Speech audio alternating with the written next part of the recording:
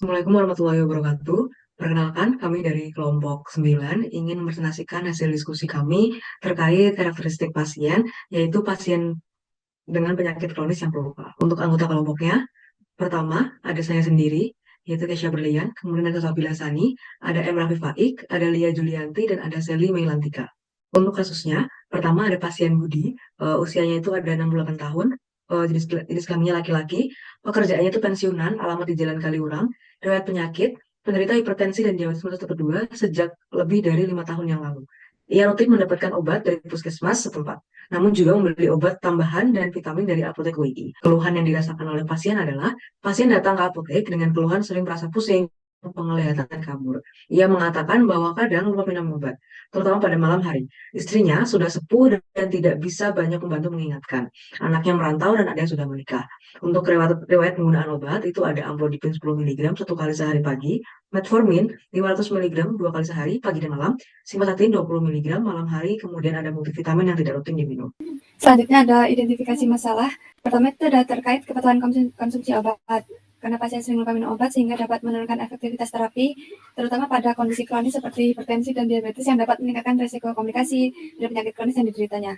Selanjutnya ada faktor sosial dan lingkungan. Jadi tidak ada pengingat atau pendamping yang bisa membantu karena istri sudah sepuh dan anak-anaknya tinggalnya jauh. Selanjutnya ada kurangnya edukasi tentang pentingnya keteraturan minum obat. Jadi pasien belum menyadari dampak dari jangka panjang dari ketidakteraturan konsumsi obat. Selanjutnya ada penggunaan suplemen yang tidak teratur, seperti multivitamin dikonsumsi tidak rutin, sehingga manfaatnya tidak maksimal. Selanjutnya ada faktor pasien pelupa. Yang pertama itu pasiennya kan lanjut usia umur 68 tahun, jadi penurunan itu mempengaruhi daya ingat dan fungsi kognitif sehingga meningkatkan risiko lupa minum obat. Faktor eksternal ada keluarga, jadi istri tidak bisa aktif mengingatkan minum obat karena sudah tua dan anaknya merantau.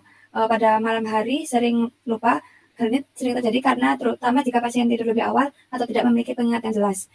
Yang terakhir ada obat ganda, bisa menimbulkan kebingungan dalam pengelolaan obat, terutama jika ada perbedaan label, instruksi, ataupun jadwal.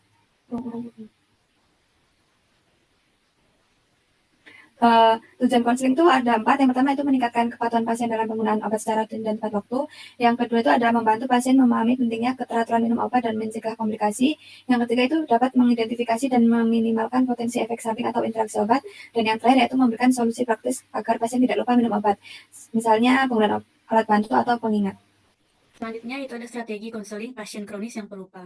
Yang pertama itu pemberian edukasi mengenai pentingnya keteraturan minum obat serta risiko yang dapat timbul bila penggunaan tidak dijalankan dengan benar. Edukasi ini perlu disampaikan dalam bahasa yang sederhana dan mudah dipahami. Yang kedua yaitu penggunaan alat bantu seperti kotak obat harian atau pill box dapat membantu mengorganisasi obat agar tidak tertukar dan tidak terlupakan. Pasien juga dapat memanfaatkan alarm di ponsel atau jam tangan sebagai pengingat minum obat. Yang ketiga yaitu apabila memungkinkan, regimen pengobatan dapat disederhanakan melalui konsultasi dengan dokter agar jumlah dosis yang diperlukan dikonsumsi dalam sehari bisa dikurangi. Yang keempat yaitu melibatkan keluarga, seperti meminta anak untuk rutin menghubungi atau memantau pasien. Yang kelima yaitu pasien sebaiknya diberi jadwal kontrol rutin ke fasilitas kesehatan atau apotek yang memantau tekanan darah, gula darah, serta menilai kepatuhan terhadap terapi. Yang terakhir itu memberikan catatan jadwal minum obat yang dicetak dalam format besar dan mudah dibaca juga akan sangat membantu pasien dalam mengingat waktu konsumsi obat. Selanjutnya yaitu ada strategi apoteker. Apoteker perlu meninjau dan memahami data pasien secara menyeluruh, termasuk kondisi medis, keluhan yang dirasakan, serta riwayat penggunaan obat. Apoteker juga perlu mencermati adanya kemungkinan ketidakpatuhan dalam konsumsi obat, terutama pada waktu malam hari, serta menilai faktor penyebabnya seperti keterbatasan dukungan keluarga. Apoteker harus menilai tingkat pemahaman pasien terhadap pengobatan dan potensi masalah seperti efek samping atau interaksi obat dari kombinasi obat resep dan suplemen yang dikonsumsi. Selanjutnya, apoteker mempersiapkan materi edukasi yang relevan, disesuaikan dengan usia dan kondisi pasien, serta mempertimbangkan penggunaan alat bantu sederhana seperti jadwal minum obat harian. Selanjutnya adalah dialog konseling pasien. Selamat malam, atas nama Bapak Budi. Ya, saya sendiri. Sebelumnya, resepnya untuk Bapak sendiri atau untuk orang lain, Pak? Untuk saya sendiri, Mbak. Baik, saya izin konfirmasi resepnya ya, Pak. Tadi kalau boleh tahu namanya siapa, Pak? Budi, Baik, umurnya berapa, Bapak? 68 tahun. Untuk pekerjaannya, Pak? Saya pensiunan, Mbak. Oke, kalau boleh tahu alamat rumahnya di mana ya, Pak? Di Jakal 11. Baik, Bapak ini resepnya amlodipin 10 mg satu kali sehari, metformin 500 mg dua kali sehari pagi dan malam, lalu simvastatin 20 mg ini untuk malam hari dan multivitamin ya, Pak, untuk resepnya. Ya, betul. Oke, baik. Sebelumnya resep obat ini sudah pernah diresepkan atau belum, Mbak? Sudah pernah, Mbak. Oke, baik. Berarti ini sudah tahu ya, Bapak, untuk cara A- pemakaiannya. Alhamdulillah sudah tahu. Oke, baik. Pada saat memakai obatnya, apa yang Bapak rasakan? Apa ya, Mbak? Gejalanya baik mungkin ya? Begitu, Pak. Keluhan lain setelah minum obat ada nggak, Pak, kira-kira? Nah, Mbak, saya tuh walaupun udah minum obat ini ya, sering merasa pusing gitu, Mbak, lemes. Kadang tuh mata ini jadi kabur penglihatannya gitu.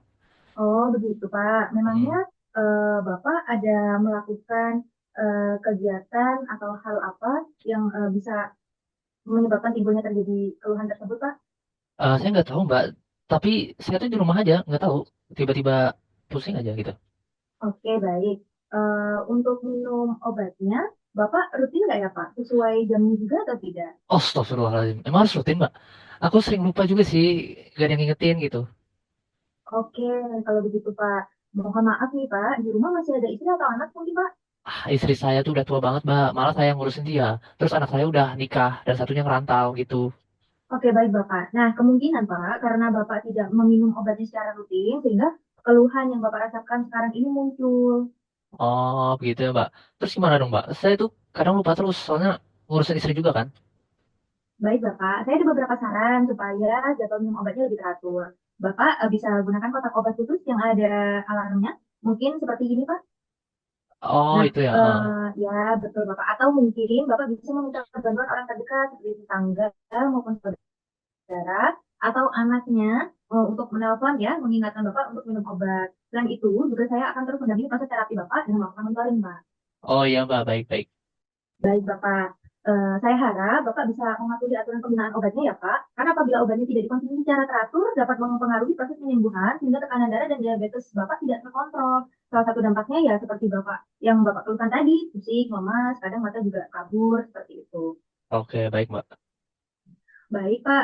Sejauh ini apakah ada yang ingin ditanyakan? Gak ada sih, Mbak. Oke, baik Bapak. Ini obatnya sesuai dengan yang diresep ya Pak. Ada amlodipine 10 mg untuk menurunkan tekanan darahnya. Diminum 1 kali sehari aja ya Pak di pagi hari. Kemudian ada metformin 500 mg untuk diabetesnya. Ini diminum 2 kali sehari pada pagi dan malam hari. Lalu kemudian ada simvastatin 20 mg untuk menurunkan kolesterol diminum pada malam hari. Selain itu juga ada multivitamin ya Pak untuk membantu memelihara daya tahan tubuh. Diminumnya sesuai kebutuhan aja Pak, tidak perlu rutin setiap hari. Apakah sudah jelas Pak? Ya, sudah jelas, Mbak. Baik, Pak. Untuk memastikan apakah informasi yang saya sampaikan sudah bisa dipahami, saya minta tolong Bapak untuk mengulang informasi yang telah saya berikan terkait obatnya. Oh iya, baik, Mbak. Mungkin nanti dikasih etiket aja ya, Mbak, supaya saya bisa ingat gitu. Jadi, amlodipine ini 10 miligram itu untuk diminum 1 kali sehari, pagi hari. Terus metformin, diabetes saya, 2 kali sehari ya tadi. Terus pagi dan malam, seperti itu ya. Terus Betul. simvastatin 20 miligram, itu diminumnya di malam hari. Terus ada vitamin juga nih, untuk daya tahan tubuh ya katanya. Iya, Terus betul. nggak perlu rutin, setiap hari, gitu kan ya? Ya, betul, Pak. Oke, Nanti juga bisa dilihat di etiket ya, Pak. oke, baik.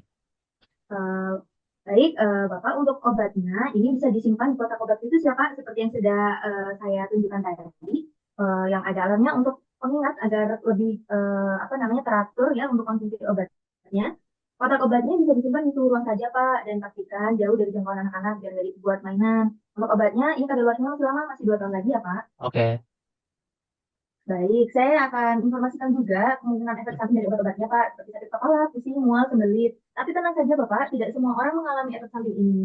Namun apabila terjadi reaksi yang berlebihan setelah mengkonsumsi obat ini, silakan Bapak bisa langsung segera periksa ke dokter ya, Pak. Iya, Mbak, baik.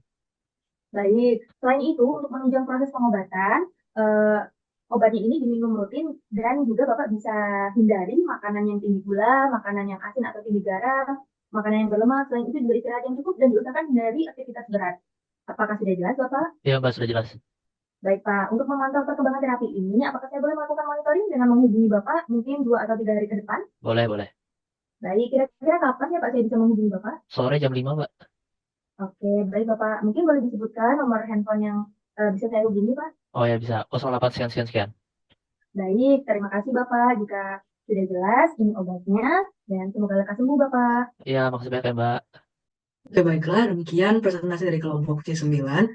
Semoga apa yang kami sampaikan dapat bermanfaat bagi kita semua. Jika ada kurang, mohon dimaafkan. Terima kasih atas waktu yang telah disampaikan. Wassalamualaikum warahmatullahi wabarakatuh.